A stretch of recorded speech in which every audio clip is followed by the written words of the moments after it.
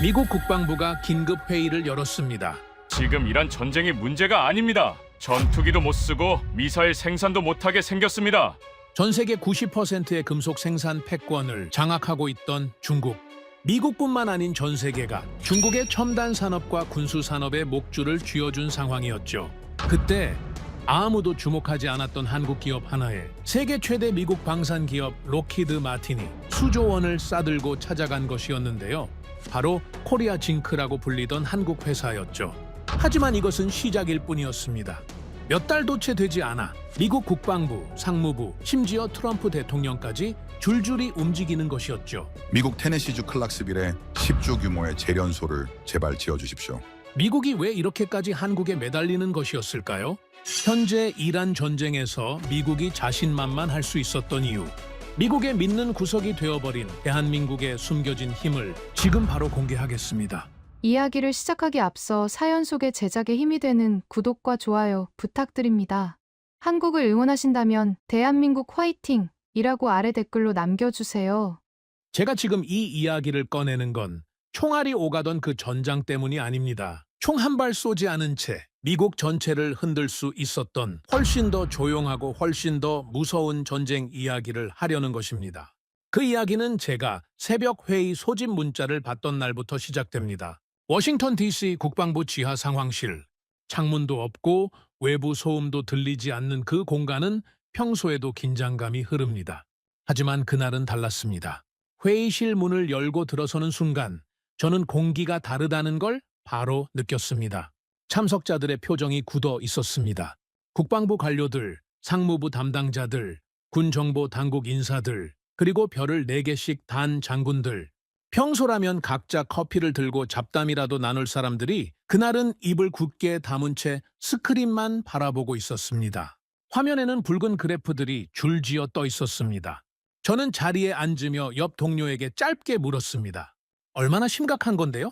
그는 대답 대신 화면을 턱으로 가리켰습니다. 보고가 시작됐습니다. 정보당국 분석관이 화면 앞에 서서 말을 열었습니다. 내용은 간단했습니다. 중국이 전략 광물 수출 통제를 추가로 강화할 수 있다는 정황이 포착됐다는 것이었습니다. 화면에 뜬 이름들은 생소하게 들릴 수 있습니다. 안티모니, 게르마늄, 갈륨, 인듐. 원소 기호 표에나 나오는 이름들이라 대수롭지 않게 들릴 수 있습니다. 하지만 저를 포함해 그 자리에 있던 사람들은 그 이름들이 무엇을 의미하는지 너무 잘 알고 있었습니다. 안티모니는 포탄 안정제와 방탄복 합금에 들어갑니다. 게르마늄은 야간 투시경과 위성 센서에 반드시 필요한 금속입니다. 갈륨과 인듐은 전투기 레이더, 정밀 유도 시스템, 차세대 반도체에 쓰입니다. 쉽게 말하자면 이렇습니다. 이 금속들이 끊기면 미군이 자랑하던 첨단 장비 생산이 멈출 수 있다는 뜻이었습니다. 저는 보고서를 천천히 넘기면서 속으로 계산을 시작했습니다. 야간 전투 능력, 정밀 타격 시스템, 군수 보급 물자. 숫자들을 맞춰볼수록 머릿속에서 무언가 단단하게 굳어가는 느낌이 들었습니다. 분석관이 덧붙인 한마디가 회의실을 조용하게 만들었습니다. 현재 대체 공급망이 확보되지 않을 경우 특정 군수 생산 라인은 6개월 내 차질이 불가피합니다. 6개월. 그 숫자가 천장에 박혀 있는 것처럼 느껴졌습니다. 보고는 이어졌습니다. 중동 정세 분석이 화면에 올라왔습니다. 이란과의 긴장이 고조되는 상황이 정리돼 있었습니다.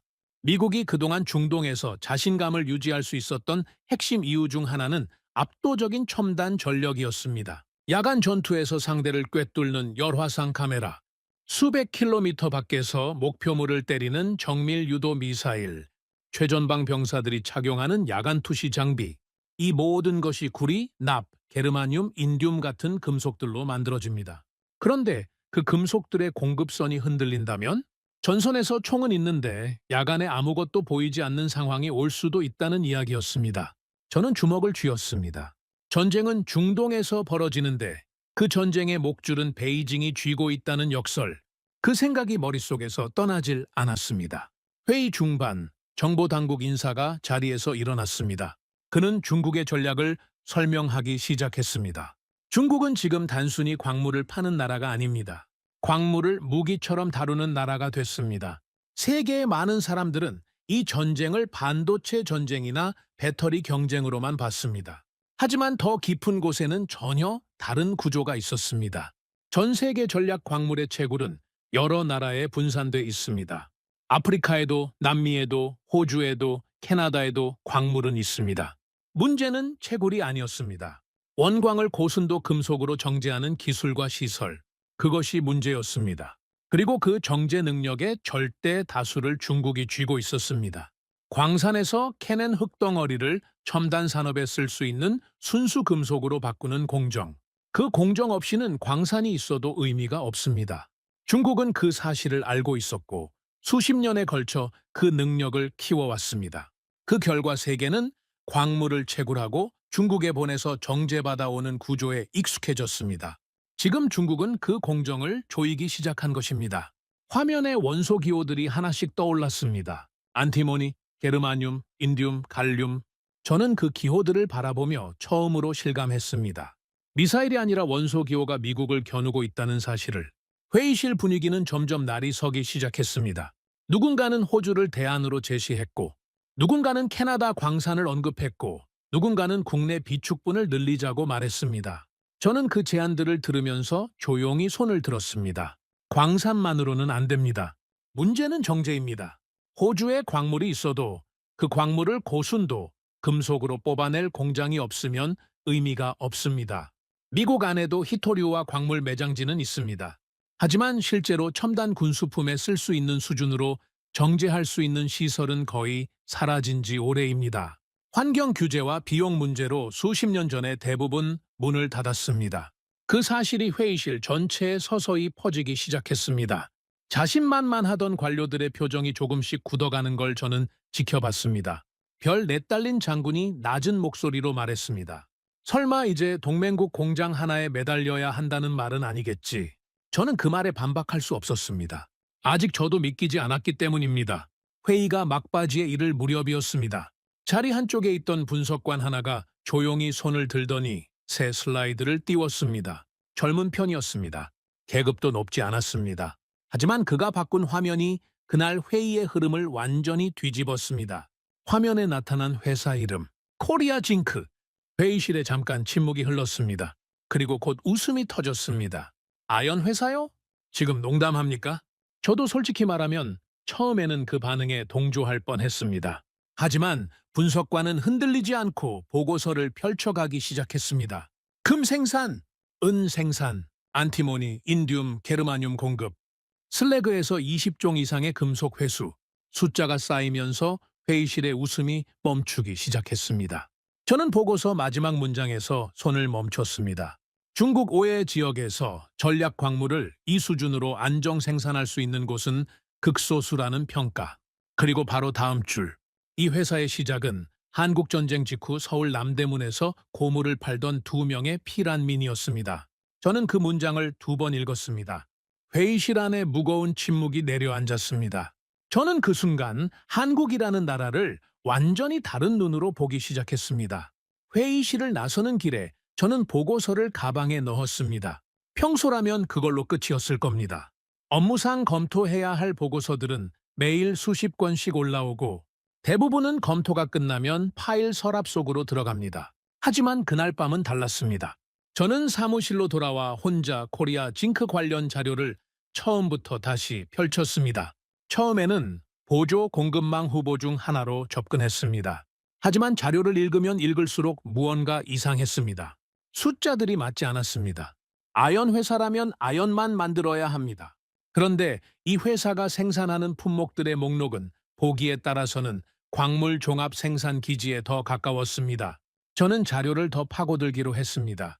처음 이해하기 어려웠던 건 공정 구조였습니다. 일반적인 재련 회사를 생각해보면 이렇습니다. 광석을 받아서 원하는 금속을 뽑고 나머지는 폐기물로 처리합니다. 아연 재련 회사라면 아연을 뽑고 나머지는 슬래그라는 이름으로 버립니다. 이 구조는 업계 상식이었습니다. 그런데 코리아 징크는 달랐습니다. 아연을 뽑고 나면 납이 나옵니다. 납을 뽑고 나면 구리가 나옵니다. 구리 공정이 끝나면 금과 은이 나옵니다.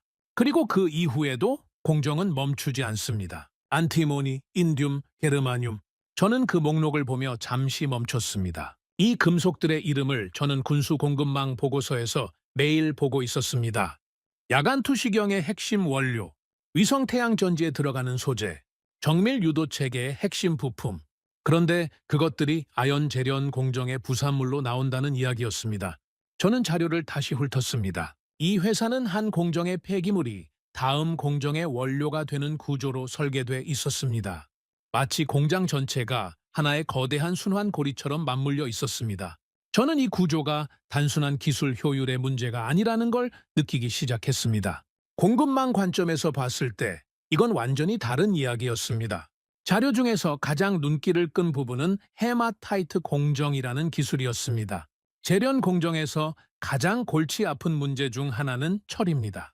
광석 안에는 아연과 함께 철이 섞여 있는데 이 철을 제거하는 과정에서 많은 양의 유해 폐기물이 생겨납니다. 업계에서 오랫동안 쓰던 방식은 자로사이트 공정입니다. 철을 제거할 수 있지만 독성 폐기물이 대량 발생하고 환경 문제로 허가를 받기 어려운 방식입니다. 그리고 이 방식은 아연 회수율에도 한계가 있습니다.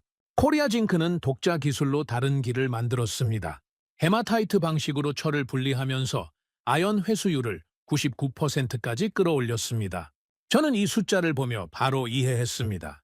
회수율이 높아지면 폐기물이 줄어들 뿐 아니라 동시에 진행되는 다른 금속 회수 공정의 수율도 함께 올라갑니다. 즉, 이 기술은 단순히 아연을 더 많이 만드는 게 아니라 전략 광물을 더 많이 회수하는 구조적인 기반이 됩니다. 저는 자료를 덮고 의자의 등을 기댔습니다. 광산이 없어도 이 기술 하나만 있으면 전략 광물을 안정적으로 공급할 수 있다는 이야기였습니다. 그 생각이 천천히 머릿속에서 자리를 잡아가기 시작했습니다. 그 다음으로 제가 들여다본 건 중국이 어떻게 세계 공급망을 장악했는지에 관한 자료였습니다. 많은 사람들이 중국을 자원 강국으로 알고 있습니다. 히토류, 텅스텐, 몰리브덴 등 여러 광물의 주요 생산국이라는 이미지가 강합니다. 하지만 제가 분석한 자료를 보면 이야기가 조금 다릅니다. 전략 광물의 매장지는 중국만이 아닙니다. 실제로 상당수 전략 광물은 아프리카, 남미, 동남아시아에도 넓게 분포돼 있습니다. 중국이 장악한 건 채굴이 아니었습니다. 정제였습니다. 광물을 캐내는 것과 그것을 첨단 산업에 쓸 수 있는 순수 금속으로 변환하는 것은 완전히 다른 기술입니다. 중국은 수십 년에 걸쳐 세계 각지에서 원광을 사들이고 자국 내 정제시설에서 처리해 다시 세계에 공급하는 구조를 만들었습니다. 이 구조 덕분에 세계 여러 나라는 자기 나라 광산에서 캔 광물을 중국에 보내고 그것이 정제돼서 다시 수입되는 상황에 익숙해졌습니다. 그게 수십 년간 유지된 패턴이었습니다. 그리고 지금 중국은 그 구조 위에서 수출 허가를 무기처럼 다루기 시작했습니다. 저는 자료를 보며 가슴속에서 무거운 것이 내려앉는 기분을 느꼈습니다. 미국이 믿었던 것들이 사실은 중국의 허가서 위에 서 있었습니다. 그리고 코리아 징크는 그 구조 밖에서 이 공정을 완성한 거의 유일한 기업 중 하나였습니다. 밤이 깊어지면서 저는 회사 역사 자료를 읽기 시작했습니다. 그 안에서 저는 처음 본 이름 두 개를 마주했습니다. 장병희, 최기호. 두 사람 모두 한국 북부에서 내려온 피란민이었습니다. 전쟁이 끝나고 폐허가 된 서울에서. 두 사람은 남대문 시장. 한쪽에서 탄피와 고철을 모아 파는 일을 시작했습니다. 단비. 전쟁이 남긴 쇠붙이에서 금속을 회수해 팔던 사람들이었습니다. 지금 생각해보면 그게 시작이었습니다. 버려진 것에서 가치를 찾아내는 일. 그 두 사람은 이후 작은 광산을 인수했고 재련소를 세웠고 찌꺼기에서 금속을 뽑는 기술에 수십 년을 쏟아붓습니다. 저는 자료를 읽으며 잠시 멈췄습니다.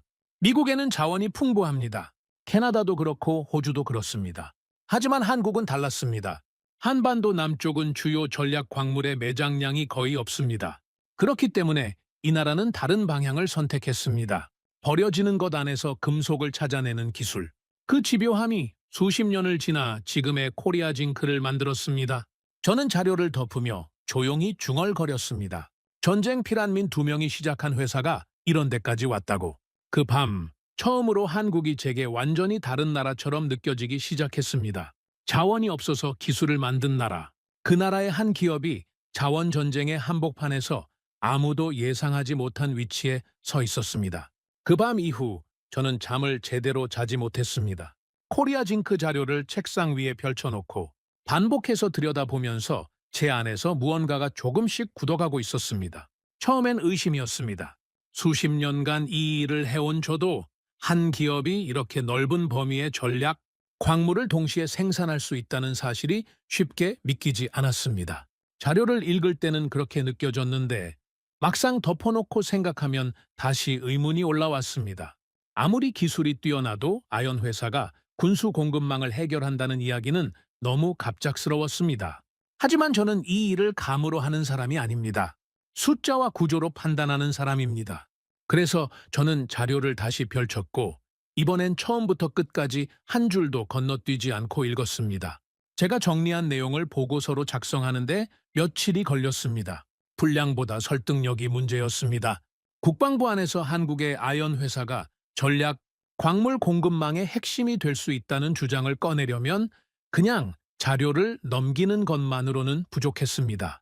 처음 회의실에서 나왔던 반응을 저는 아직 기억하고 있었습니다. 비웃음? 그 반응이 나오지 않으려면 숫자가 스스로 말하게 해야 했습니다. 저는 미국 정부가 공식적으로 지정한 핵심 광물 리스트를 기준으로 분석을 시작했습니다. 미국이 중국 의존도를 줄여야 한다고 분류한 전략 광물 목록은 수십 종에 달합니다. 그중에서 국방 분야와 직결되는 품목들을 추리고 각 품목별로 현재 공급처와 대체 가능성을 매핑했습니다.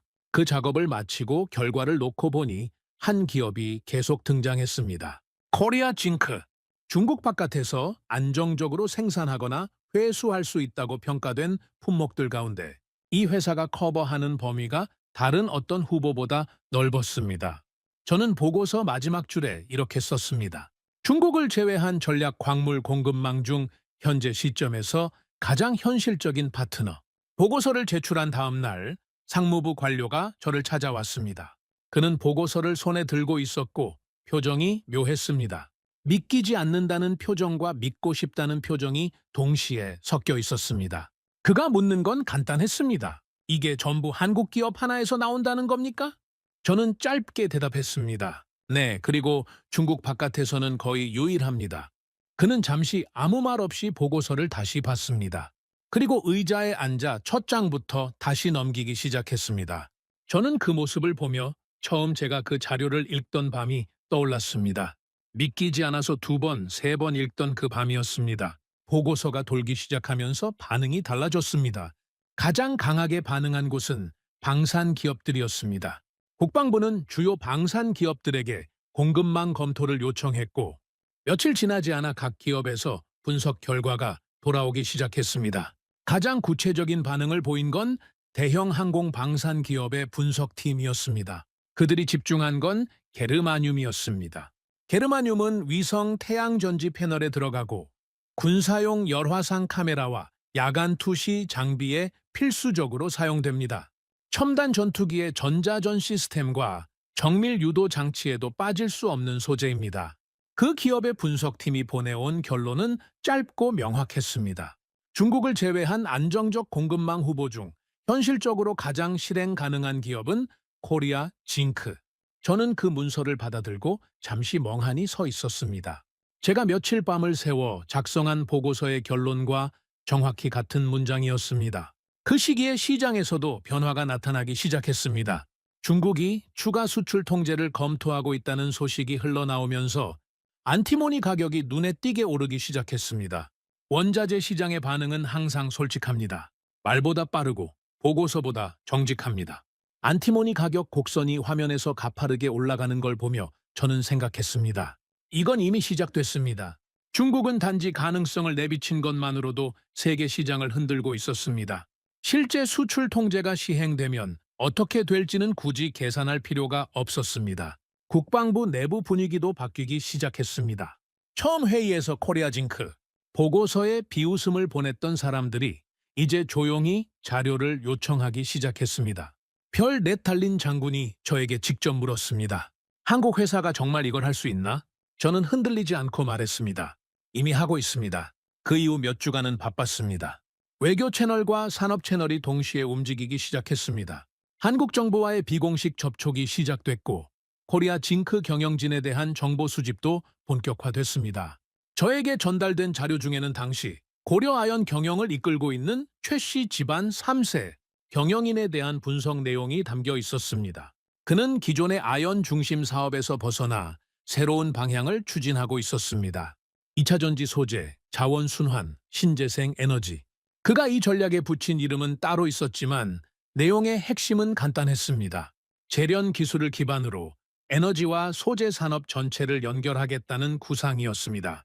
저는 그 전략 구상을 읽으며 생각했습니다. 이 방향과 미국의 공급망 재편 계획은 겹치는 부분이 많았습니다.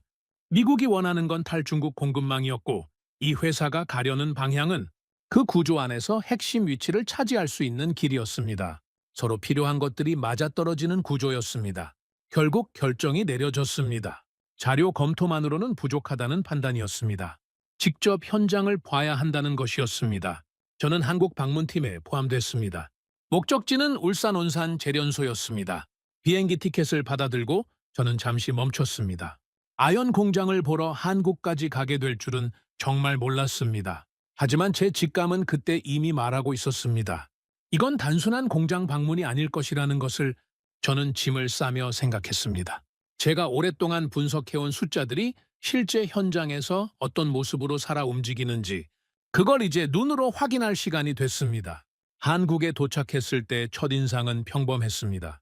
인천공항에서 차를 타고 이동하는 동안 창밖으로 보이는 풍경은 깔끔하고 조용했습니다. 저는 속으로 솔직히 생각했습니다. 여기에 정말 우리가 찾던 답이 있을까? 하지만 울산 방향으로 내려가기 시작하면서 분위기가 달라졌습니다. 도시를 지나 산업지대로 접어드는 순간 창밖의 풍경이 바뀌기 시작했습니다. 대형 굴뚝들이 줄지어 서 있고 복잡한 배관시설들이 하늘 위로 이어졌습니다. 온산 산업단지? 차에서 내려 입구에 서는 순간 저는 그 규모에 한 번 놀랐습니다. 안으로 들어갈수록 그 감각은 더 커졌습니다. 수십 개의 파이프라인이 서로 연결돼 있었고 대형 설비들이 각 구역마다 들어서 있었습니다.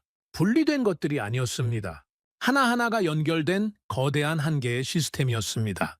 저는 걸음을 멈추고 전체를 바라봤습니다. 예상했던 것보다 훨씬 컸습니다. 현장 안내를 맡은 엔지니어는 조용하고 차분한 사람이었습니다. 설명이 시작됐습니다. 처음에는 아연 공정이었습니다. 광석이 들어오는 단계부터 아연이 뽑혀 나오는 단계까지의 흐름을 설명해 줬습니다. 저는 듣다가 속으로 생각했습니다. 여기까지는 알고 있는 이야기였습니다. 그런데 엔지니어가 그 다음 이야기를 꺼냈습니다. 저희는 아연만 만드는 회사가 아닙니다. 저는 걸음을 멈추고 그를 봤습니다. 그는 담담하게 설명을 이어갔습니다. 아연 공정이 끝나고 나면 슬래그가 남는다는 것. 그 슬래그는 대부분의 재련 회사에서 폐기물로 처리되지만 여기서는 그게 다음 공정의 시작점이 된다는 것이었습니다. 슬래그 안에 납이 있습니다. 납을 뽑아냅니다. 납 공정 이후에 남는 잔재 안에 구리가 있습니다. 구리를 뽑아냅니다. 그리고 그 뒤로 금과 은이 나옵니다. 저는 그 설명을 들으면서 머릿속으로 계속 따라가고 있었습니다. 공정 설명이 계속되면서 저는 안으로 더 깊이 들어갔습니다. 공장 안각 구역마다 다른 설비들이 가동되고 있었습니다. 어떤 구역에서는 금속이 녹아 흐르고 어떤 구역에서는 분리된 원소들이 각기 다른 용기에 담겨 이동했습니다. 냄새와 열기가 공간마다 달랐습니다. 그 복잡한 흐름 속에서 엔지니어가 멈춰 선 곳이 있었습니다. 전략 광물 회수 공정이 진행되는 구역이었습니다. 그가 조용히 설명했습니다. 여기서 안티모니가 나옵니다. 여기서 인듐이 나옵니다. 여기서 게르마늄이 회수됩니다. 저는 그 이름들이 하나씩 나올 때마다 가슴 속에서 무언가가 빠르게 반응했습니다.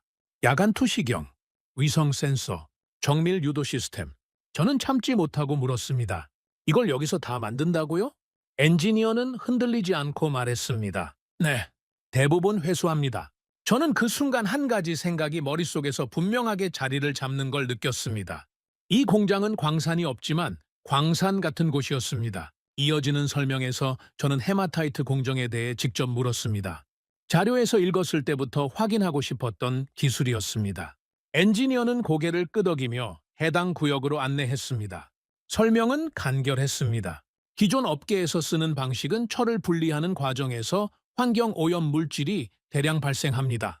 그 폐기물을 처리하는 것도 문제지만 그 과정에서 아연과 다른 금속들의 회수율이 떨어진다는 문제가 함께 생깁니다. 이 회사는 그 방식을 쓰지 않습니다. 독자적으로 개발한 공정으로 철을 분리하면서 아연 회수율을 99% 수준까지 끌어올렸습니다. 엔지니어가 조용히 덧붙였습니다. 세계 여러 기업이 시도했지만 상용화한 곳은 저희뿐입니다. 저는 그 말을 듣고 잠시 말을 잃었습니다. 상용화, 연구실에서 실험하는 것과 공장 규모에서 실제로 돌아가게 만드는 건 전혀 다른 이야기입니다. 방산 공급망에서도 마찬가지입니다. 이론적으로 가능한 것과 실제로 안정적으로 생산 가능한 것 사이의 간격은 때로 수십 년이 걸립니다.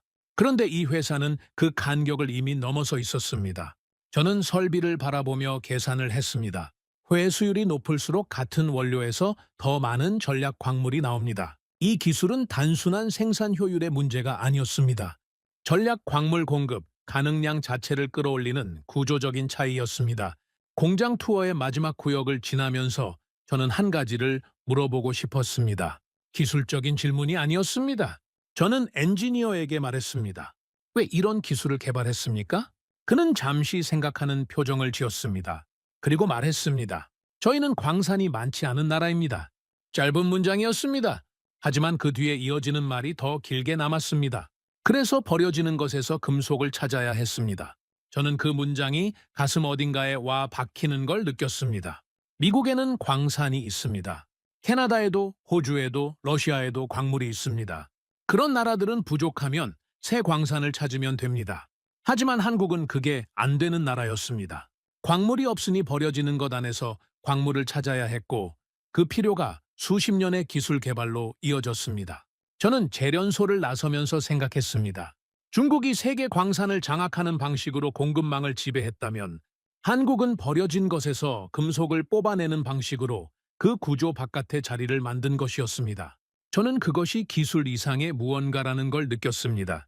불리한 조건 위에서 수십 년을 버텨낸 집요함, 그리고 그 집요함이 지금 이 순간 미국이 찾던 공급망 돌파구의 핵심이 되고 있었습니다. 숙소로 돌아오는 차 안에서 저는 창밖을 보며 아무 말도 하지 않았습니다. 동행한 팀원 중 한 명이 물었습니다. 어떻게 봤습니까? 저는 잠시 생각하다 대답했습니다. 예상보다 훨씬 깊은 곳까지 와 있습니다. 그가 무슨 뜻인지 바로 이해하지 못하는 표정을 지었지만 저는 더 설명하지 않았습니다. 그날 밤 저는 노트를 펼치고 오늘 본 것들을 정리했습니다. 광물이 없어서 기술을 만든 나라, 그 기술이 지금 세계 공급망의 빈틈을 메우고 있었습니다. 저는 그 문장을 쓰고 잠시 멈추다가 노트를 덮었습니다. 내일 이 내용을 펜타곤으로 보내야 했습니다. 한국에서 돌아온 다음 날, 저는 책상 위에 새로 요청한 자료를 펼쳤습니다. 온산 재련소를 직접 눈으로 봤지만 현장 감각과 데이터는 다릅니다. 저는 군수 공급망 전문가로 23년을 살아온 사람입니다. 눈으로 보고 감탄하는 것과 숫자로 검증하는 것은 완전히 다른 과정입니다. 저는 회사 생산 실적 데이터부터 시작했습니다. 처음 눈에 들어온 숫자는 금이었습니다. 연간 약 7톤. 저는 그 숫자를 보고 잠시 멈췄습니다. 광산에서 금을 캐는 회사들의 연간 생산량과 비교해봐도 결코 작은 양이 아니었습니다. 그런데 이 회사는 금광을 운영하지 않습니다. 광석과 재련 부산물에서 금을 회수하는 방식이었습니다. 그 다음 숫자가 저를 더 놀라게 했습니다. 은 약 2,000톤. 저는 그 숫자를 2번 확인했습니다.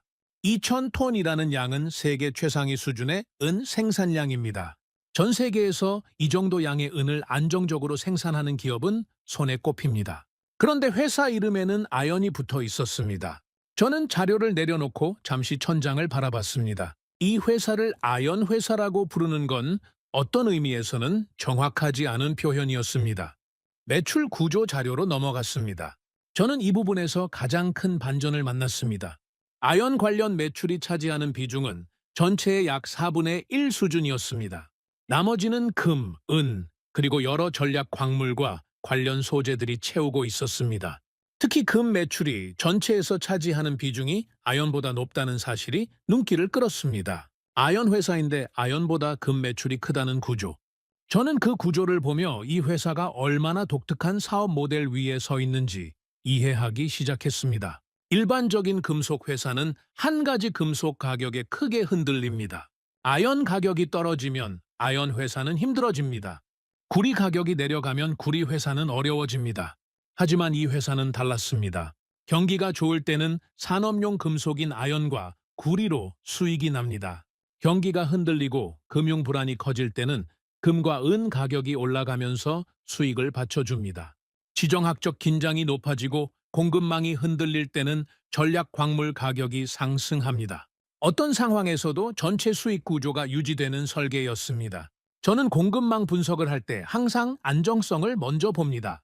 가격이 좋을 때만 공급이 되는 파트너는 진짜 파트너가 아닙니다. 어떤 상황에서도 지속 가능한 구조인지가 핵심입니다. 이 회사의 매출 포트폴리오는 그 기준에서 봐도 놀라운 구조였습니다. 다음에 확인한 건 실적 기록이었습니다. 저는 회사가 설립된 이후 연도별 영업 실적 데이터를 쭉 훑었습니다. 그리고 하나의 사실 앞에서 멈췄습니다. 수십 년 연속 영업 흑자. 저는 숫자를 거슬러 올라가며 확인했습니다. 외환위기가 한국 경제를 뒤흔들었을 때 세계 금융 시스템이 무너지는 듯했던 글로벌 금융위기 시기, 전 세계 공급망이 멈추다시피 했던 팬데믹 기간, 어느 해에도 연간 적자가 없었습니다.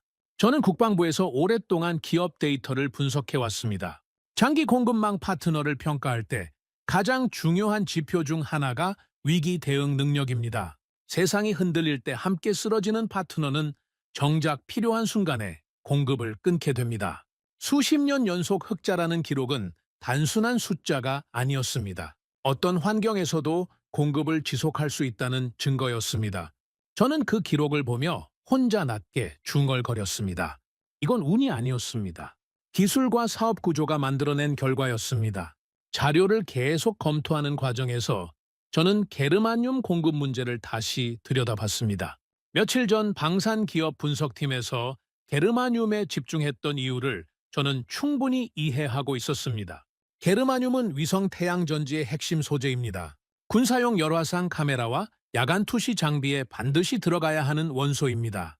첨단 전투기의 전자전 장비와 정밀 유도 체계에도 없어서는 안 되는 소재입니다. 그런데 세계 게르마늄 공급의 압도적인 비중을 중국이 쥐고 있었습니다. 만약 중국이 수출을 완전히 틀어막으면 미국 방산 기업들은 핵심 시스템 생산에서 즉각 타격을 받을 수 있는 상황이었습니다. 그 공백을 메울 수 있는 곳이 어디냐는 질문에 현실적인 답을 가진 기업이 매우 드물었습니다. 저는 자료를 넘기며 이 구조 전체가 얼마나 위태로운지를 다시 한번 실감했습니다. 한 나라가 수출 허가서 하나로 미국 군사 장비 생산 일부를 흔들 수 있다는 현실. 그 현실 앞에서 코리아 징크가 가진 게르마늄 회수 능력은 단순한 산업적 가치가 아니었습니다. 그날 오후 저는 방산 기업 관계자들과 자료를 공유하는 회의에 들어갔습니다. 분위기는 처음 예상과 달리 빠르게 달아올랐습니다. 항공 방산 분야 대기업 관계자가 말했습니다. 이 공급망을 확보할 수 있다면 우리 생산 계획 자체를 다시 설계할 수 있습니다. 저는 그 말을 들으며 생각했습니다. 공급망이 바뀌면 산업 구조가 바뀝니다. 산업 구조가 바뀌면 군사 전략도 바뀝니다. 이 회사는 이미 그 연쇄의 출발점에 서 있었습니다. 회의가 끝나고 저는 창가에 혼자 서 있었습니다. 처음 보고서에서 코리아 징크라는 이름을 처음 봤을 때 회의실에서 터져 나오던 웃음소리가 떠올랐습니다. 그때와 지금 사이에 무언가가 크게 달라졌습니다. 그 이름이 이제 웃음이 아니라 긴장과 집중 속에서 불리고 있었습니다. 그날 밤 호텔 방에서 저는 보고서를 다시 정리했습니다. 한 장씩 넘기면서 숫자들을 다시 읽었습니다. 금 7톤, 은 2,000원 톤, 수십 년 연속 흑자, 전략 광물 회수 역량, 그리고 그 회사가 서 있는 위치. 중국이 장악한 전략 광물 공급망 바깥에서 미국과 동맹 관계에 있는 나라에 이 기술을 가진 기업이 있다는 사실. 저는 조용히 중얼거렸습니다. 이건 산업협력이 아니었습니다. 안보협력이었습니다. 그 확신은 그날 밤 처음으로 의심 없이 제 안에 자리를 잡았습니다. 미국 정부가 이 기업과 협력하지 않는다면 앞으로의 공급망 전쟁에서 불리한 위치에 놓일 수 있었습니다. 그리고 저는 그 사실을 다음날 아침 펜타곤으로 보낼 보고서에 그대로 써야 했습니다. 제가 보고서를 제출하고 며칠이 지나지 않아 시장에서 큰 움직임이 나타났습니다. 중국 정부가 전략 광물 수출 통제를 추가로 강화한다는 공식 발표가 나온 것입니다. 발표 자체는 짧았습니다. 하지만 시장의 반응은 즉각적이었습니다. 안티모니 가격이 단기간에 급격하게 올랐습니다. 게르마늄 관련 소재 가격도 흔들리기 시작했습니다. 글로벌 기업들이 공급 확보 경쟁에 뛰어들었습니다. 저는 가격 그래프가 화면에서 가파르게 올라가는 걸 보며 생각했습니다. 중국은 발표 하나만으로 세계 시장을 움직였습니다. 실제 수출이 막힌 게 아니었습니다. 막힐 수 있다는 신호만 보냈을 뿐인데 시장은 그 신호에 즉각 반응했습니다. 이게 바로 자원 무기화의 힘이었습니다. 총을 쏘지 않아도 됩니다. 반가쇠에 손을 얹는 것만으로도 상대를 흔들 수 있습니다. 국방부 내부 보고서가 빠르게 업데이트됐습니다. 안티모니와 게르마늄 공급이 장기적으로 부족해질 경우 군수 장비, 생산 일부 분야에서 차질이 생길 수 있다는 내용이 다시 정리됐습니다. 포탄 안정제에 쓰이는 안티모니, 방탄합금에 들어가는 비스무트, 야간 전투 장비에 필수적인 게르마늄, 이 품목들이 끊기는 상황은 단순한 생산 차질이 아니었습니다. 전장에서 병사들이 야간에 아무것도 보지 못하는 상황, 정밀 유도 장치가 작동하지 않는 상황으로 이어질 수 있었습니다. 펜타곤 회의실에서 한 장군이 말했습니다. 이건 시장 문제가 아닙니다. 군사 대비 태세의 문제입니다. 저는 그 말을 들으며 조용히 생각했습니다. 제가 처음 이 문제를 꺼냈을 때는 공급망 분석 보고서 하나였습니다. 그것이 이제 군사 전략 논의의 핵심 안건이 되어 있었습니다. 중국의 발표 이후 미국 정부 내부 분위기는 눈에 띄게 달라졌습니다. 처음 코리아 징크 보고서가 올라왔을 때 비웃거나 회의적이던 인사들이 이제는 다른 표정으로 관련 자료를 요청하기 시작했습니다. 현실이 이론을 따라잡은 것이었습니다. 시장 데이터가 보고서의 주장을 뒷받침해 줬고 중국의 발표가 경고의 실체를 확인시켜 줬습니다. 국방부와 상무부가 함께 미국 핵심 광물 리스트를 재검토했습니다. 수십 종의 전략 광물 목록 중에서 중국 의존도가 극히 높은 품목들을 추렸고 각 품목별로 현실적인 대체 공급처를 다시 평가했습니다. 그 분석 결과에서도 코리아 징크는 계속 등장했습니다. 중국 바깥에서 해당 품목들을 생산하거나 회수할 수 있는 기업 목록에서 가장 넓은 범위를 커버하고 있었습니다. 저는 그 분석 결과를 보며 생각했습니다. 우리가 찾던 공급망이 이미 존재했습니다. 단지 우리가 아직 제대로 연결하지 못했을 뿐이었습니다. 그때부터 논의가 빠르게 구체화됐습니다. 단순한 구매 계약이 아닌 장기적인 생산 기반 구축 방향으로 이야기가 흘러가기 시작했습니다. 회의에서 나온 핵심 개념은 하나였습니다. 미국 내에 새로운 재련 시설을 짓는 것. 미국은 수십 년 전부터 아연 재련 시설이 거의 사라진 상태였습니다. 환경 규제와 비용 문제로 대부분의 정제 공장들이 오래전에 문을 닫았거나 해외로 이전했습니다. 그 결과 광물 매장지는 있는데 정제할 시설이 없는 역설적인 상황이 만들어져 있었습니다. 이 공백을 메우자는 논의가 테이블 위에 올라왔습니다. 저는 프로젝트 초안 문서를 받아들고 천천히 읽었습니다. 아연, 납, 구리, 금, 은, 그리고 전략 광물까지 동시에 처리할 수 있는 통합 재련 시설. 미국 안에서 동맹국 기술로 안정적인 공급망을 만드는 계획이었습니다. 규모는 수십억 달러에 달하는 대형 투자였습니다. 이 논의에는 민간이 먼저 움직였습니다.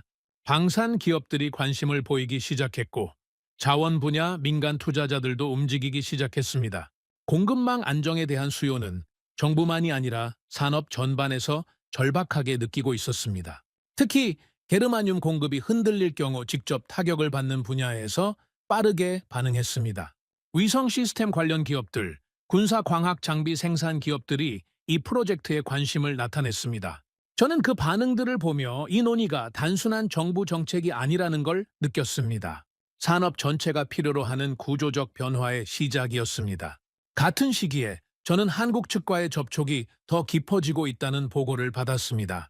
단순한 탐색 수준을 넘어 실질적인 협력 가능성을 타진하는 단계로 들어가고 있었습니다. 코리아 징크 경영진 측에서도 이 방향에 대한 관심을 갖고 있다는 신호가 들어왔습니다. 미국 시장 진출, 그리고 미국 내 재련시설 공동 구축, 이 회사가 추진하려는 사업 확장 방향과 미국이 원하는 공급망 재편이 맞아떨어지는 구조였습니다.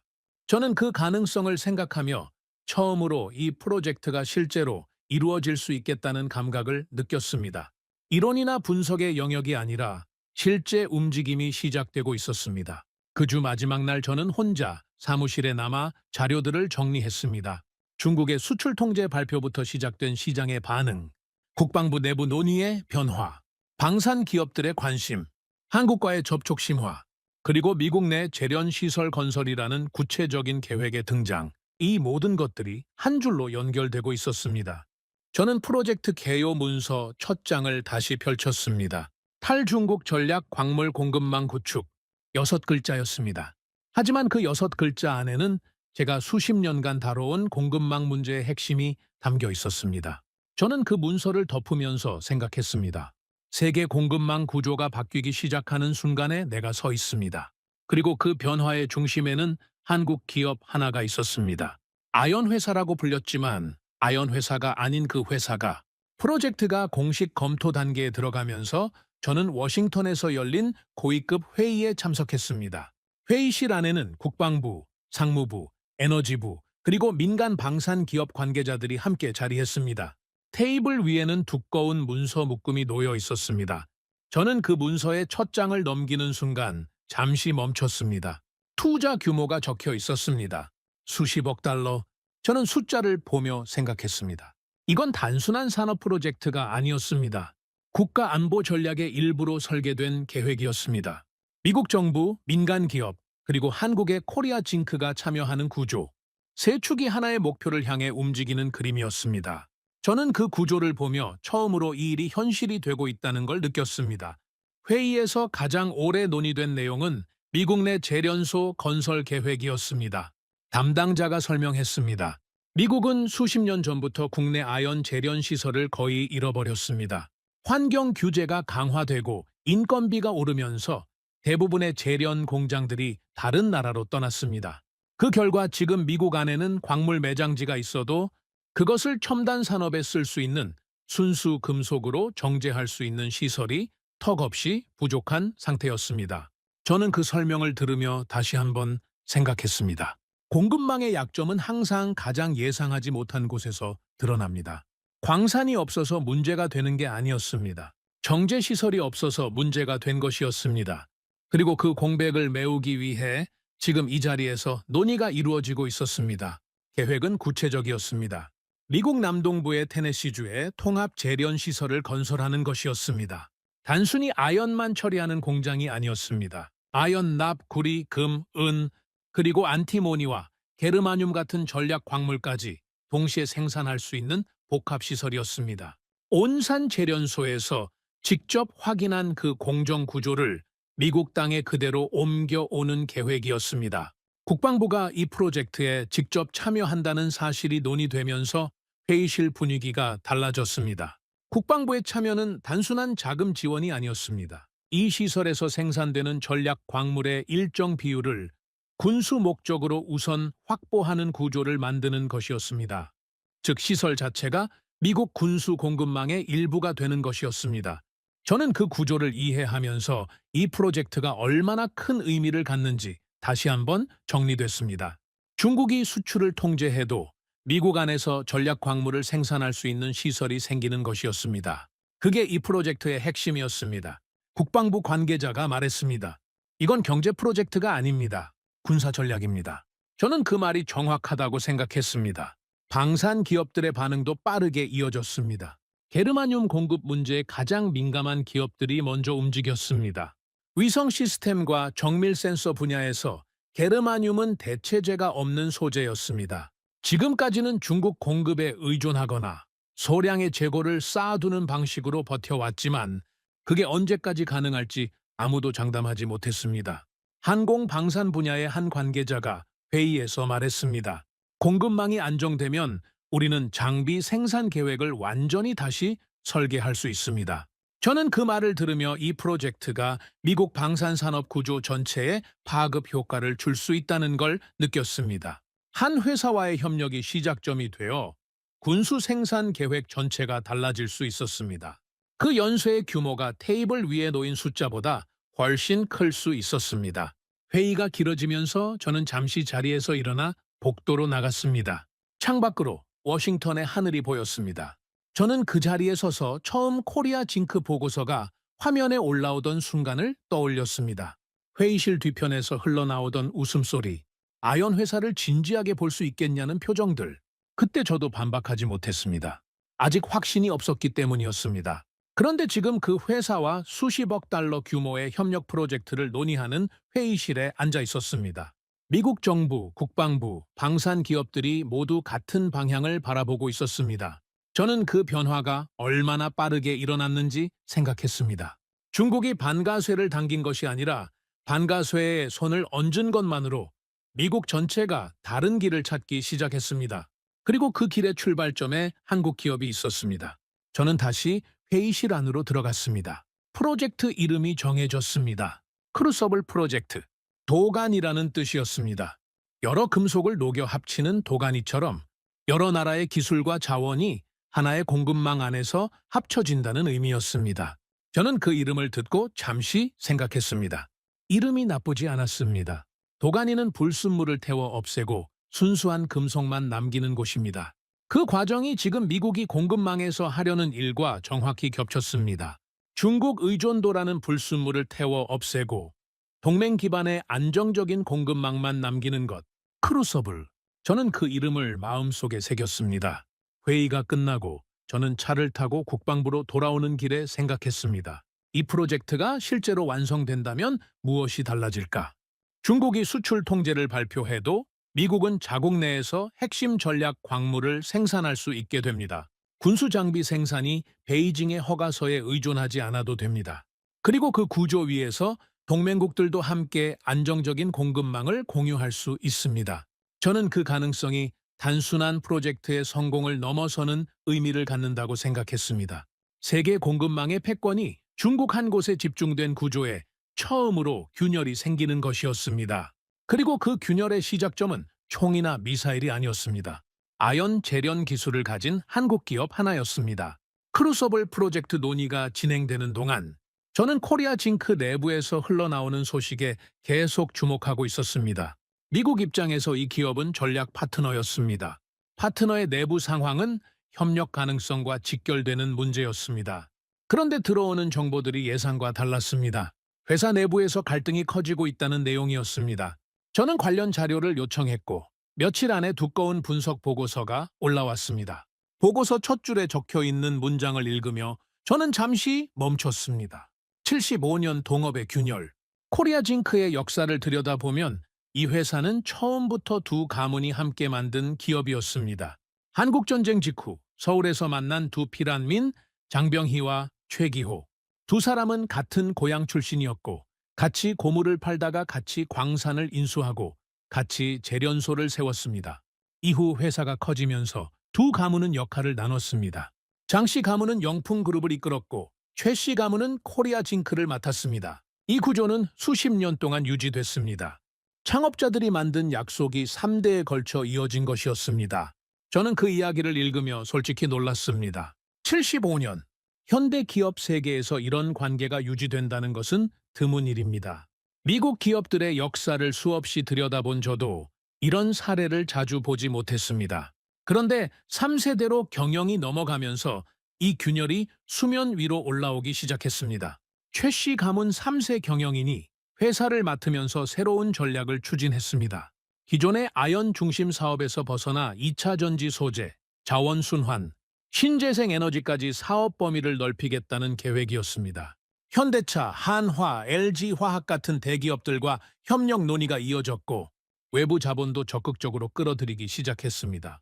저는 그 전략을 처음 접했을 때 이 방향이 미국의 공급망 재편 계획과 맞아떨어질 수 있다고 봤습니다. 미래 산업을 향한 확장이 결국 미국이 원하는 탈중국 공급망 구조와 겹치기 때문이었습니다. 하지만 문제는 그 과정에서 발생했습니다.